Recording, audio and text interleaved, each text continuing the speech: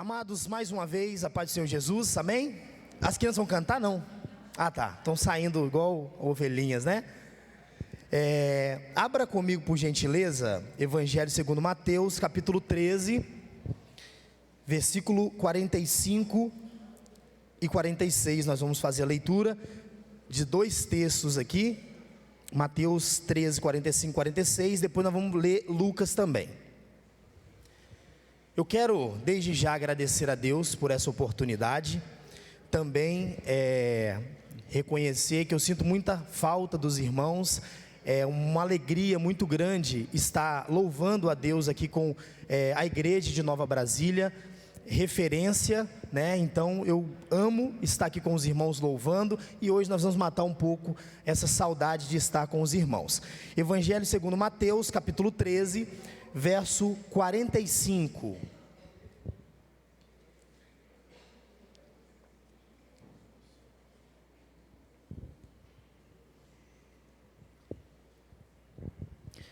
Quem encontrou, diga amém. Vamos ler Mateus 13, 45. Outro sim, o reino dos céus é semelhante ao homem negociante que busca boas pérolas. E encontrando uma pérola de grande valor, foi, vendeu tudo quanto tinha e comprou-a. Vamos agora a Lucas, capítulo 14, verso 26 ao 30.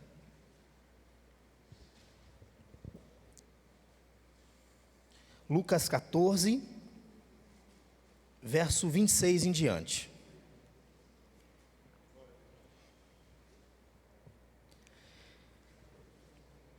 Vamos ver o verso 25, né, o início da parábola. Diz assim: Ora, ia com ele uma grande multidão, e voltando-se, disse-lhe: Se alguém vier a mim e não aborrecer a seu pai e mãe e mulher e filhos, e irmãos e irmãs, e ainda também a sua própria vida, não pode ser meu discípulo. E qualquer que não levar a sua cruz e não vier após mim, não pode ser meu discípulo. Pois qual de vós, querendo edificar uma torre, não se assenta primeiro a fazer as contas dos gastos, para ver se tem com que a acabar? Para que não aconteça que, depois de haver posto os alicerces e não a podendo acabar, todos os que a virem comecem a escarnecer, dizendo: Este homem começou a edificar e não pôde acabar. Amém? Glória a Deus. Vamos orar. Santo Deus, nessa noite nós agradecemos pela tua presença. Que o Senhor nessa noite use a minha vida, Senhor, com poder e autoridade. Que a tua palavra, Senhor, ela seja como espada, seja como labareda de fogo, seja como uma voz que faz tremer o deserto. Seja feita a tua vontade, ó Pai, em nome de Jesus, amém. Podem sentar?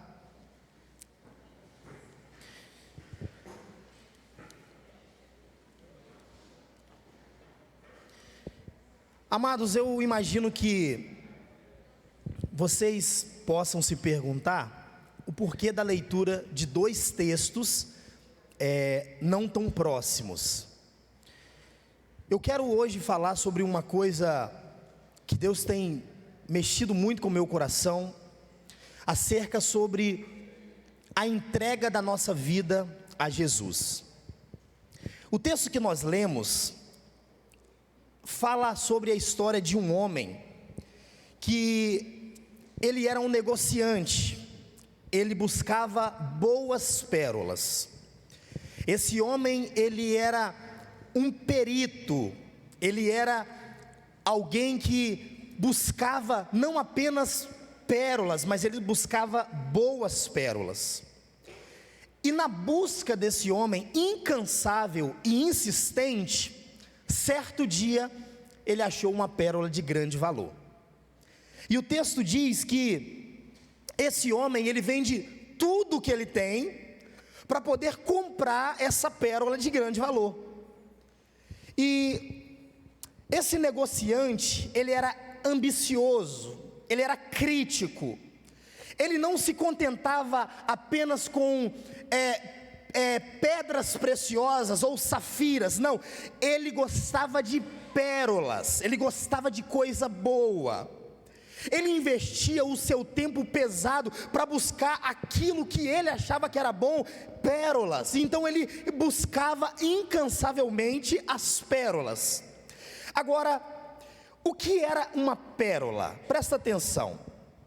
A pérola no tempo de Jesus, ela tinha um grande valor, um valor maior do que tem no tempo de hoje. Safiras, esmeraldas, nada disso se comparava a uma pérola. E por que não se comparava? Porque quem possuía as pérolas eram os ricaços que usavam para colocar nas suas vestes. Então as pessoas davam um valor surreal às pérolas. E esse homem aqui, ele é um negociante. Ele é um homem que ele entende de pérolas, ele é um homem que entende de coisa boa, então ele sai para buscar aquilo que ele acha que é bom, e a sua busca incansável, certa vez esse homem achou uma pérola. Mas olha que coisa interessante, esse homem ambicioso, certo dia achou uma pérola que equivalia, não o dobro, não o triplo, mas uma pérola que equivalia muito mais a tudo aquilo que ele tinha juntado. A pérola que ele achou era uma pérola que não se comparava com as migalhas que até aqui ele tinha encontrado. E aquele homem que era perito, um conhecedor de pérolas, ele entendeu que aquela pérola que ele achou era muito mais valiosa do que essas pérolazinhas que ele havia encontrado durante toda a sua vida. Só que a vida da gente é mais ou menos assim. As pessoas buscam também pérolas. As pessoas buscam pérolas, buscam alegrias, e existem pessoas que buscam as suas pérolas em um relacionamento. Outras pessoas buscam as suas pérolas, a sua alegria, a sua felicidade na sua vida profissional. Outros buscam as suas pérolas em dinheiro. Cada um, ele busca a pérola aonde ele acha que é correto. Mas o homem, ele tem um vazio no seu coração, e o vazio que o homem tem no seu coração é do tamanho de Deus. Por isso todas as pérolas que ele encontrar no caminho da sua vida, nunca vai satisfazer o seu desejo, como não satisfez o desejo daquele homem. Ele encontrou boas pérolas, e ele continuava procurando, até que um dia ele encontrou uma pérola de grande valor. Mas por que as pérolas dessa vida não podem preencher o vazio que existe no nosso coração? Porque a felicidade que o mundo dá, ela é passageira.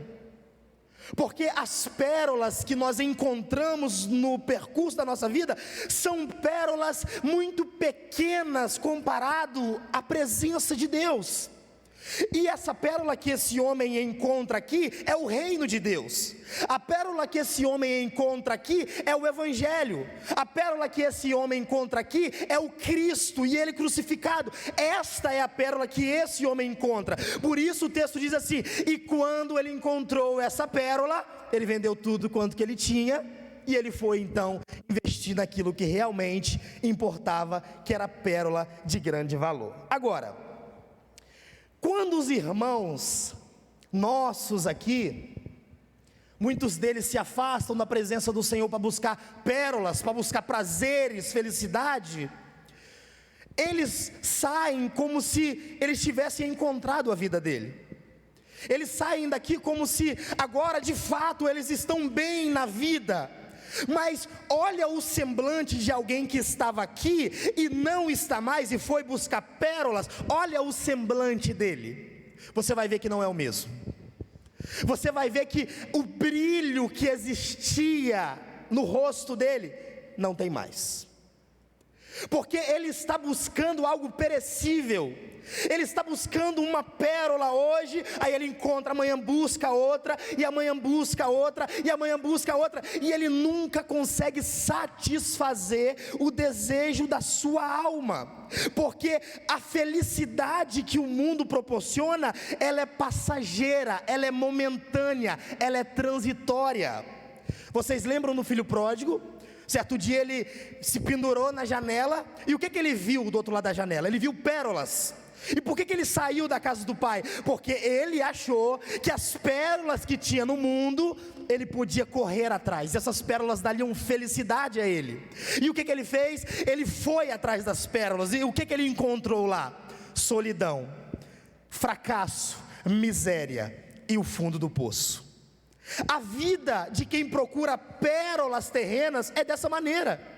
Ele nunca consegue chegar a um denominador comum, ele nunca consegue satisfazer realmente a sua alma, ele sempre tem uma demanda, ele não consegue fazer com que ele se sinta satisfeito. Agora, olha o verso de número 46, já vocês vão entender, verso de número 46, e encontrando uma pérola de grande valor, foi, vendeu tudo quanto tinha, e comprou-a. Presta atenção aqui. Esse homem era especialista. Ele sabia que tipo de pérola era boa e que tipo de pérola não era boa. Aí esse homem minucioso, certo dia ele conseguiu encontrar uma pérola. E o que esse homem fez? Ele vendeu tudo quanto ele tinha para buscar essa pérola. Hoje eu quero falar uma coisa aqui, e eu não quero ser mal interpretado, mas eu gostaria que você fizesse a seguinte análise: tudo que eu fizer, olhe para o texto e veja se está no texto, e se tiver no texto, o seu problema não é comigo, é com a palavra de Deus. Esse homem, ele vende tudo quanto ele tem, e ele vai em busca da grande pérola da sua vida, o reino de Deus, o reino dos céus. Agora olha o texto que nós lemos aqui, por gentileza, se os amigos aí puderem me ajudar. Lucas capítulo 14, verso 26, vamos lá, Lucas capítulo 14, verso 26, olha só, verso 25 aliás, tá bom? Desculpa aí. Lucas 14, 25, o texto diz assim: ora, ia com ele uma grande multidão, e voltando-se, disse-lhe.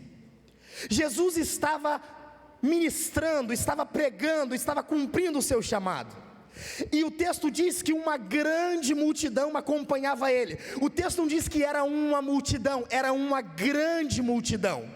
Em multidão as pessoas conseguem se esconder, as pessoas conseguem até se camuflar.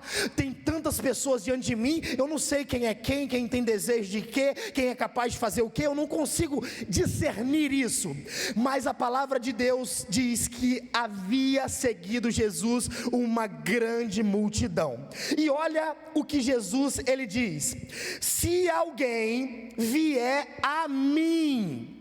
Jesus não está dizendo que todos deveriam ir a ele. Ele diz assim: se alguém que está aqui na multidão quiser vir a mim, pode vir.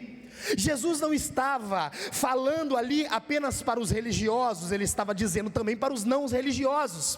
Jesus não estava dizendo para os morais, ele estava dizendo também para os imorais. Ele não estava dizendo apenas para os cultos, para os entendidos, ele estava também dizendo para os incultos, para aqueles que não tinham conhecimento. Ele diz: se alguém quiser vir a mim, ele diz, vir a mim, ele fala o seguinte: não aborrecer ao pai e à mãe, e à mulher, e filhos, e irmãos, e irmãs, e ainda também a sua própria vida, não pode ser meu discípulo.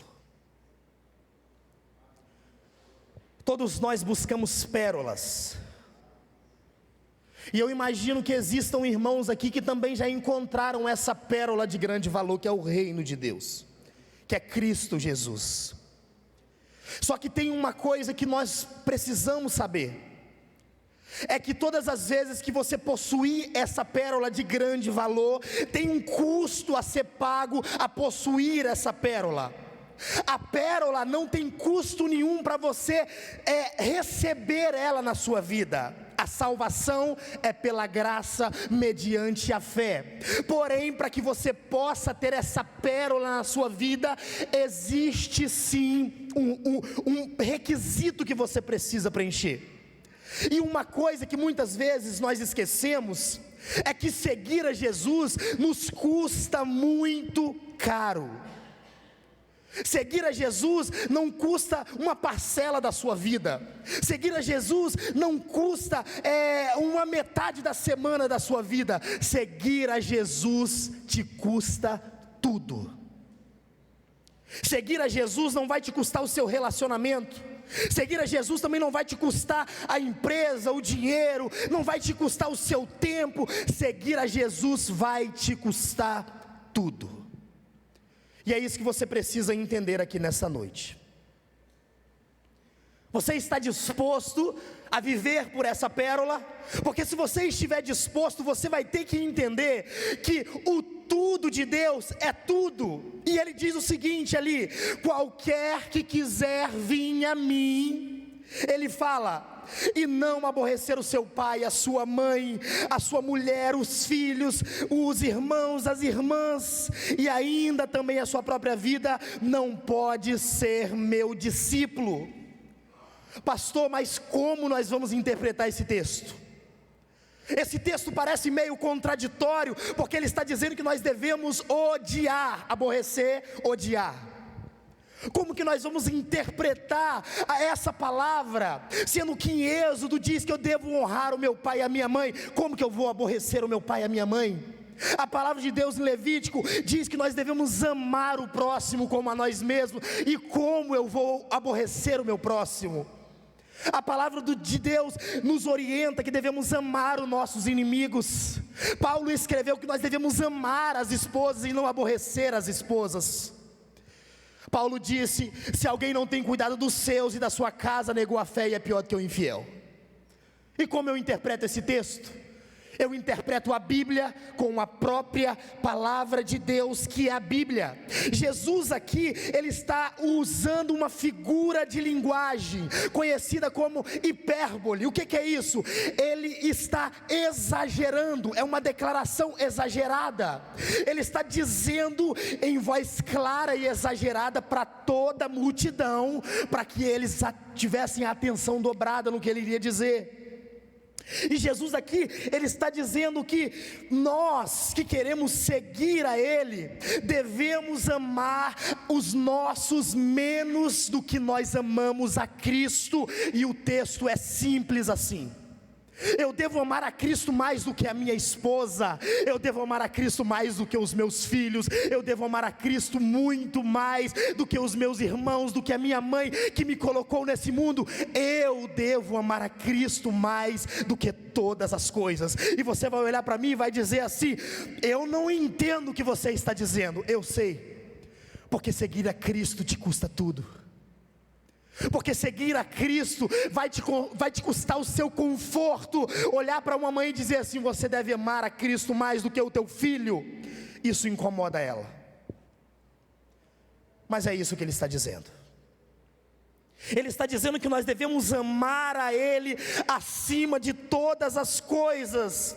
E a Escritura diz em Mateus 10:37: quem ama o seu pai ou a mãe mais do que a mim, ele não é digno de mim. Você deve amar a Deus acima de todas as coisas, mais do que o seu namoradinho, mais do que o serviço de 2 décadas, muito mais do que o dinheiro, do que a sua casa. Cristo, ele precisa ser a sua prioridade principal.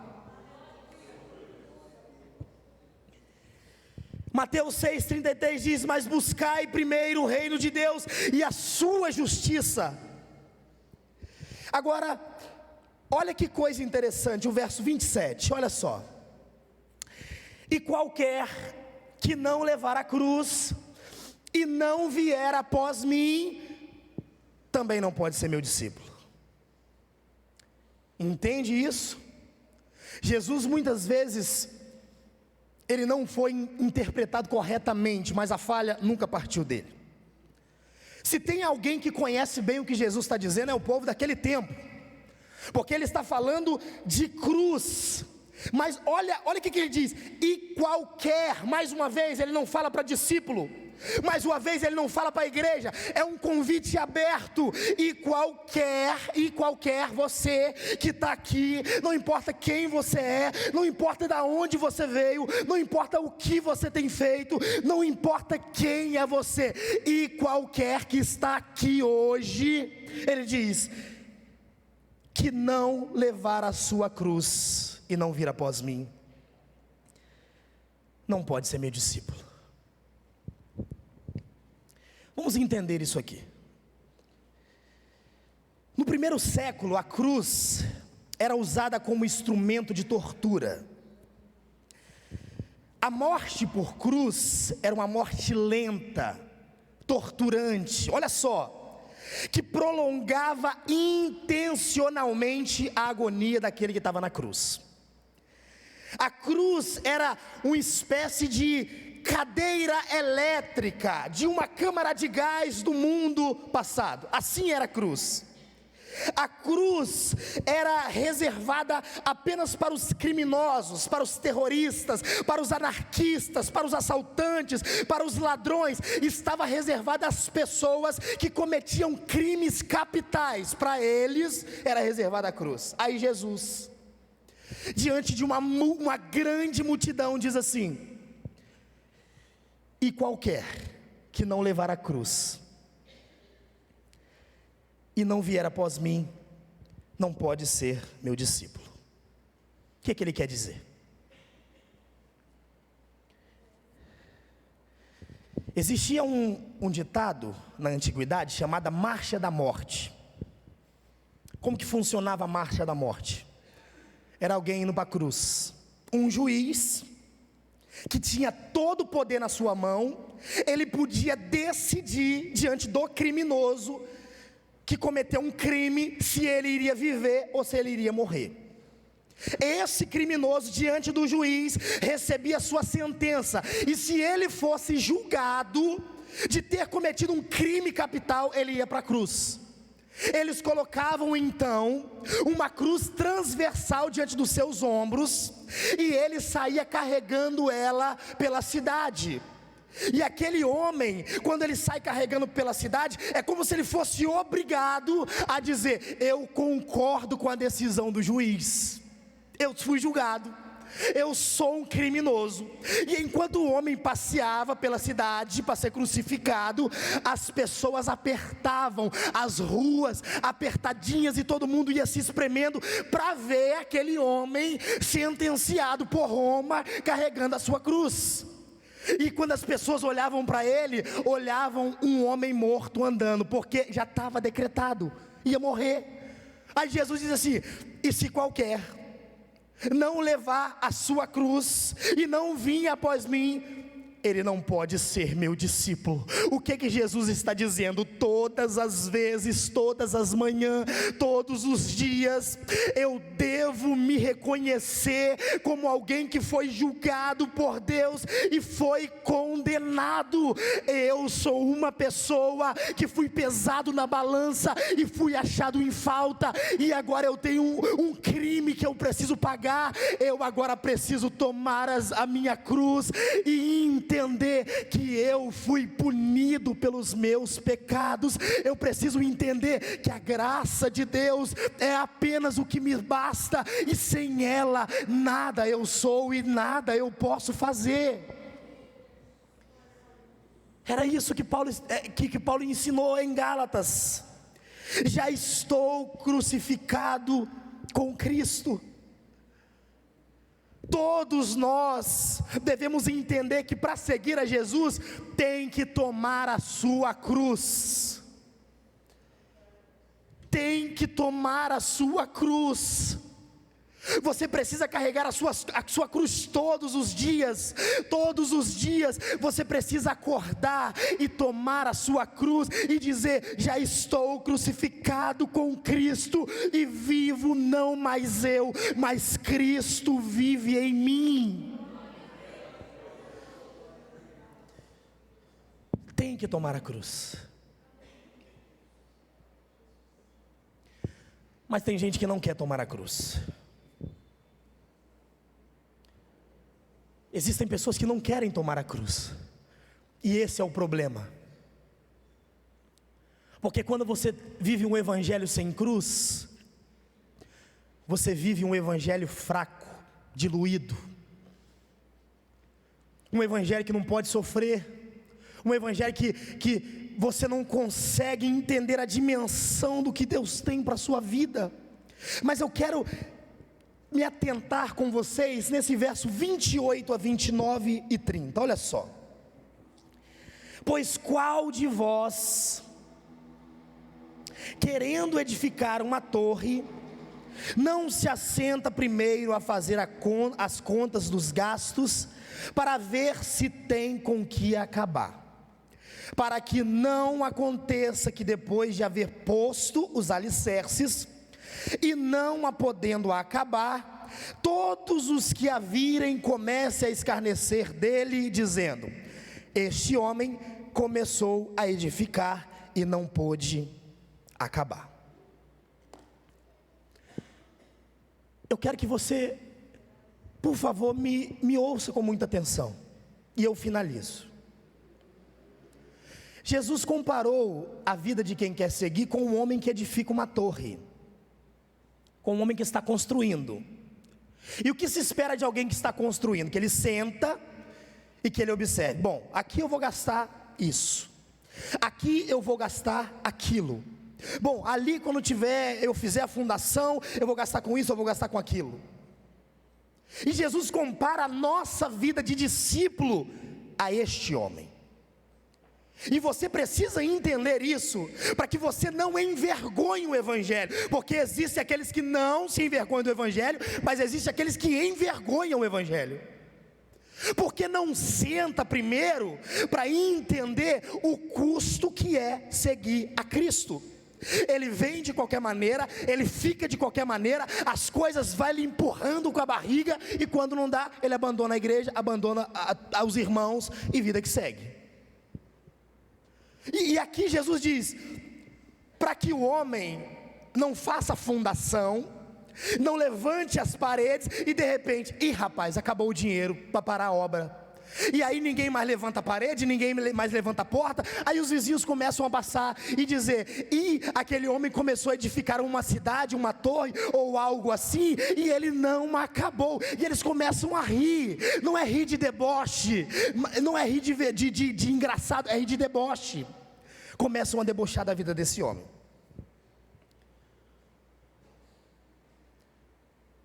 O que mais nós temos visto aqui? Jovens,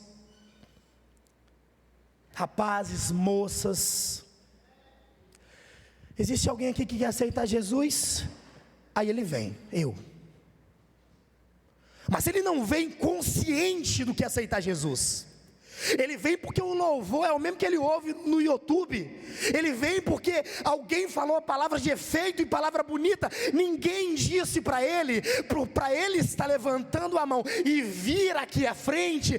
Ele tem um custo muito alto, porque receber a Jesus é uma coisa, agora caminhar com ele é outra diferente. E aí ele vem, participa do culto de ensino, começa a fazer reuniões com a liderança, de repente está no louvor, aí vem a pressão do mundo, ele não aguenta, aí ele volta para a amizade, que vai receber ele de braços abertos, porque lá as pessoas falam com ele do jeito dele, aceitam o pecado dele, e ele vai embora. Aí alguém passa por ele e diz assim: rapaz, estava na igreja ontem, mas não está mais. Caiu no pecado. Falei para você, rapaz, que é 5 meses você se desvia. É disso que Jesus está falando. Você tem que calcular o custo. Muitos de nós nos decidimos sem ter a ideia do que é servir a Cristo, do que é respeitar o Evangelho, do que é amar a Deus, do que é negar a si mesmo, do que é pregar a palavra. Muitos de nós estamos assim. Mas antes você fazia o que você queria, mas antes você falava o que você queria. Agora não é mais assim, rapaz, acabou. Mas foi você que escolheu essa vida, não fui eu que escolhi para você. Foi você que disse: eu quero servir a Jesus. Você quer servir a Jesus? Então vai ter que andar do jeito que tem que ser. Aí a palavra de Deus diz: quem é o homem que antes de entrar nesse negócio não faz a conta primeiro? Agora eu vou explicar por que eu li a parábola da pérola. Porque você busca pérolas, nós buscamos pérolas, mas quando você encontra uma pérola de grande valor, o que você tem que fazer? Você tem que vender tudo que você tem, tudo. Você não tem que abandonar o relacionamento promíscuo, é tudo. Você não tem que abandonar a cerveja, o cigarro, não é isso, é tudo, é a sua vida, é a sua mente, é o seu coração. Eu não estou falando aqui de uma metade de vida, eu estou falando de uma entrega total. Esse homem, ele juntou tudo que ele tinha, aí ele comparou com a outra pérola, e ele disse: não, isso aqui é migalha, esta sim é a pérola de grande valor. Eu preciso desfazer das outras pérolas, para que eu possa alcançar a pérola principal, que é Cristo Jesus.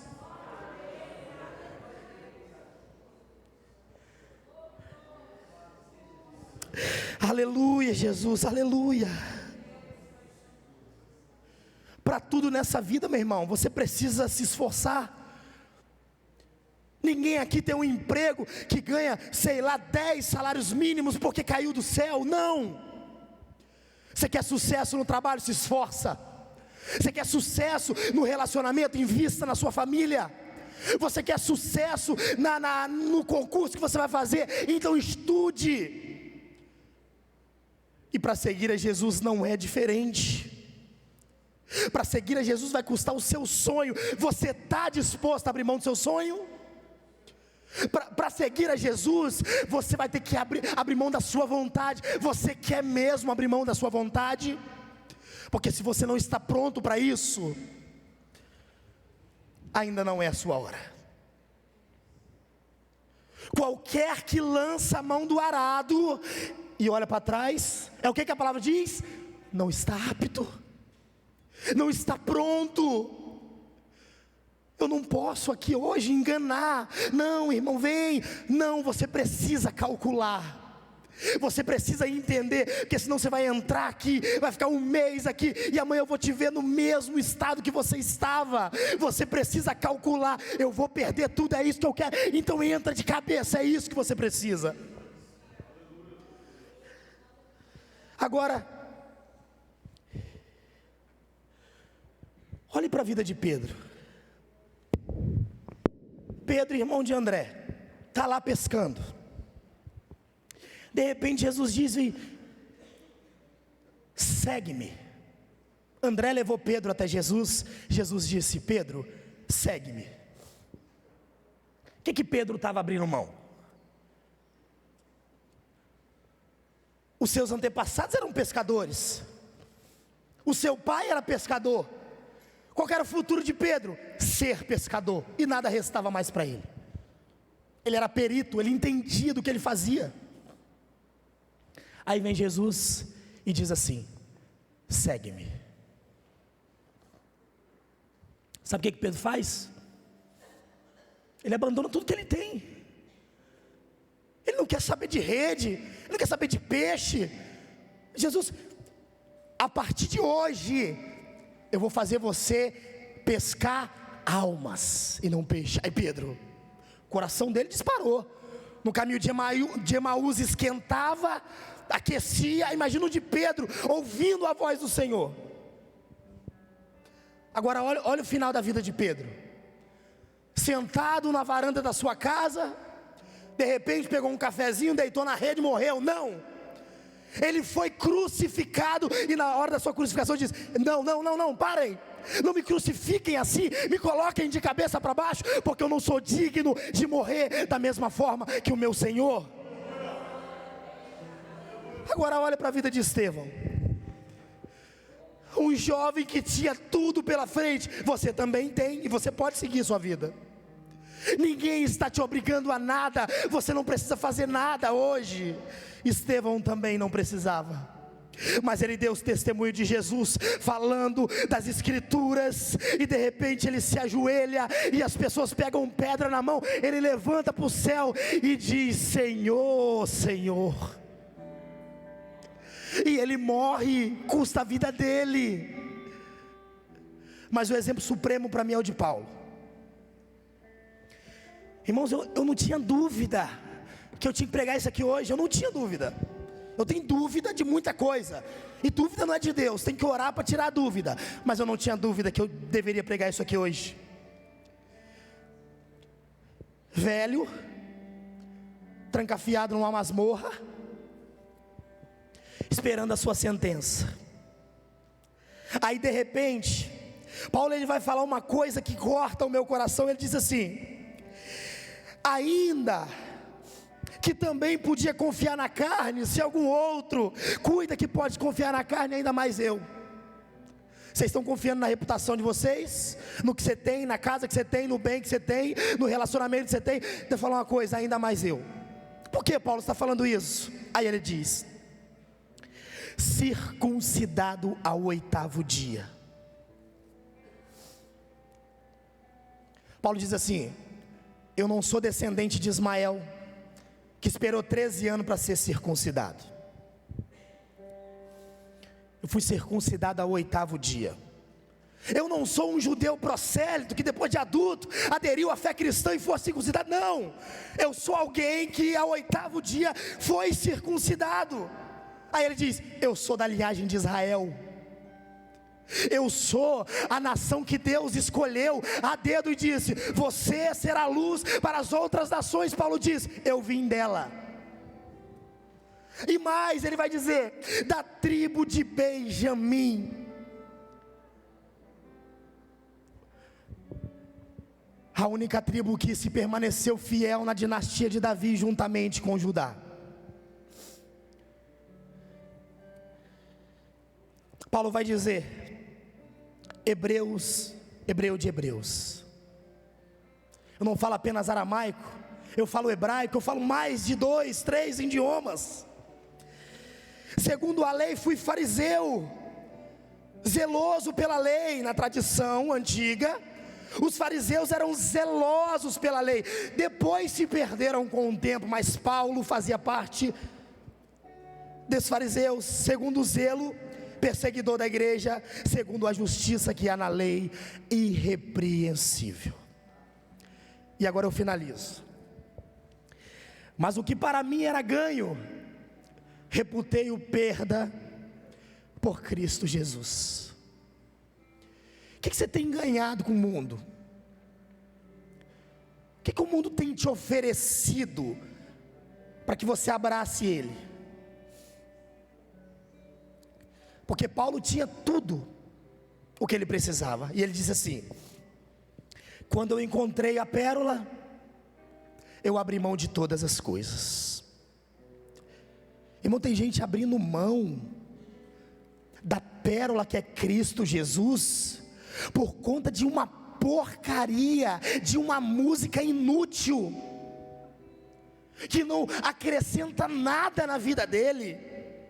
Tem gente que abre mão da pérola por conta de uma moça mais jovem que entra no seu casamento. Tem gente que abre mão da pérola por conta de um cigarro de maconha, uma bebida, uma Skol Beats. Tem gente que abre mão da pérola por conta de tanta coisa desprezível.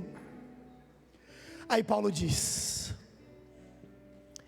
mas o que era para mim ganho, reputei por perda. Sabe o que Paulo está fazendo? Todos os meus méritos, tudo que eu conquistei por direito, tudo aquilo que eu acumulei ao longo da minha vida, hoje eu abro mão disso. Mas você vai abrir, Paulo? Vou abrir mão sim. Eu entrego, para que eu possa ganhar a pérola, Cristo Jesus. Fica de pé comigo, por gentileza. Ministério de louvor, eu gostaria tanto que você ficasse no seu lugarzinho, sentadinho. Eu gostaria de louvar com os irmãos esse louvor, crendo que Deus vai fazer coisas grandes aqui. Se você crê, glorifica o nome dEle, glorifica a pérola que nesta noite está aqui, estendida para todos os irmãos.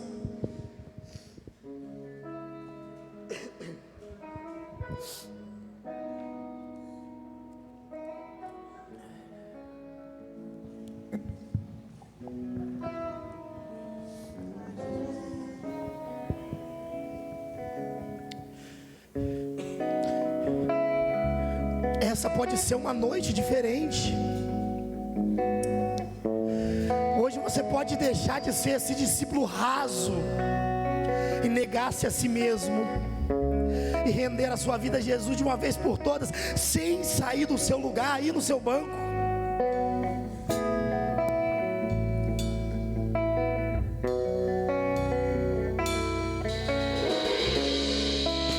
Juntastes meus pedaços, meu fardo, meu fracasso levou sobre si. Fizestes meu passado mal naufragar no mar, onde não se pode mais lembrar. O teu amor me arrebatou, mesmo assim quando tenho que negar, me dou quando tenho que fugir. Ai de mim, por favor, me ensina a te amar como me amar. Espírito Santo, diz pra mim o que fazer pra não negar contra aquele que só fez me amar. Espírito Santo, diz pra mim, será que sou capaz de crucificar o meu eu?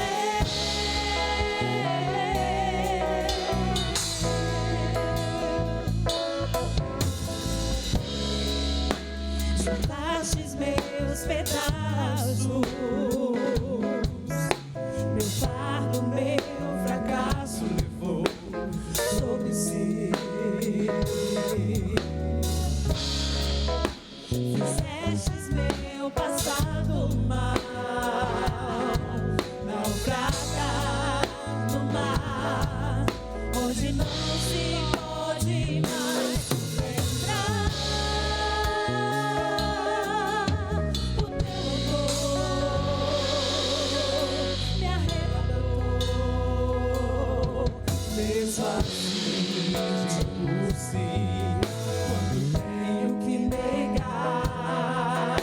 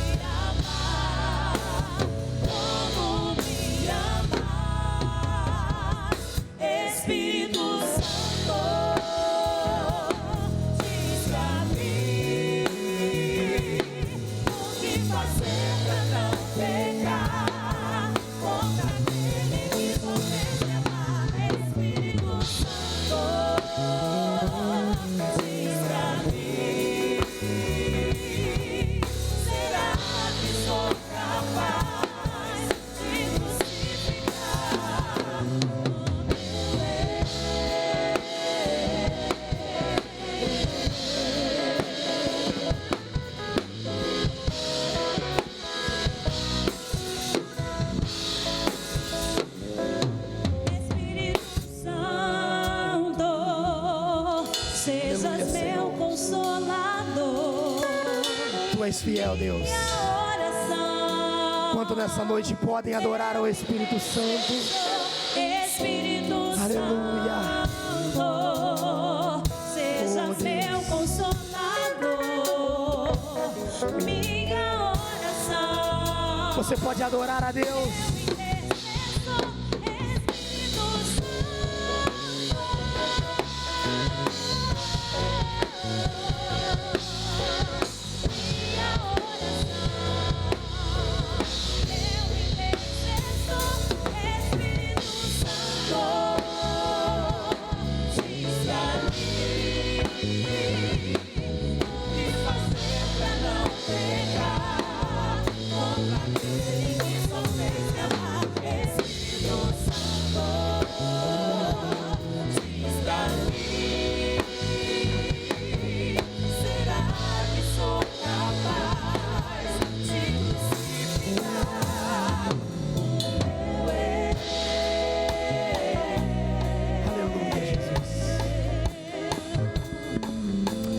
Feche os seus olhos. Hoje é noite de concerto aqui. Hoje é noite de nos arrependermos. Hoje é noite de nós entendermos que Jesus não vai nos seguir, somos nós que devemos seguir a Ele. Hoje é noite de entender que os meus planos não são os planos de Deus, o plano dele é muito maior do que o meu. Pai amado, nessa noite nós levantamos a voz em oração, pedindo que o Senhor guarde, ó Pai, a semente da Tua palavra, e nós cremos que ela será germinada no solo bom. Nós acreditamos que o Senhor, ó Pai, pode resgatar muitas almas ainda hoje. O Senhor pode curar, o Senhor pode restaurar, o Senhor pode renovar, o Senhor pode batizar, o Senhor pode sustentar, ó Deus. Que o Senhor guarde a vida dos Teus filhos, que a eles, ó Pai, o Senhor conceda graça, força e poder, ó Pai, em nome de Jesus. Cante mais uma vez o refrão. Espírito Santo, diz pra mim